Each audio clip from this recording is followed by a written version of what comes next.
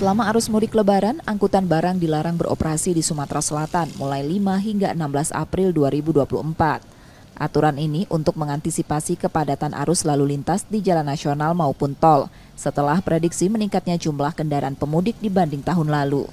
Selama masa tersebut, angkutan barang yang boleh melintas hanya angkutan kebutuhan pokok, BBM, dan pupuk. Dari arus mudik tahun lalu, angkutan barang di jalur arteri kerap menimbulkan kemacetan, selain overkapasitas yang tak jarang menimbulkan kecelakaan. Kapolda Sumsel Irjen Albertus Rahmat Wibowo menyatakan pihaknya akan melakukan pemeriksaan ketat pada angkutan barang melalui pos pengamanan yang tersebar di 54 titik, disusul 27 pos pelayanan dan 11 pos terpadu.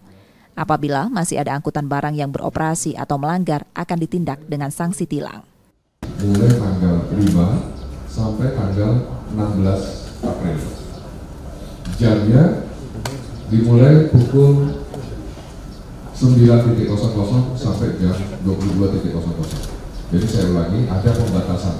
Sekarang tanggal 2, nanti mulai tanggal 5, seluruh kendaraan truk yang membawa barang selain sembako itu dilarang melintas mulai pukul 9 pagi sampai pukul 22. Tak hanya angkutan barang, pengamanan arus mudik juga akan dilakukan di tempat wisata, rumah ibadah, dan pusat perbelanjaan.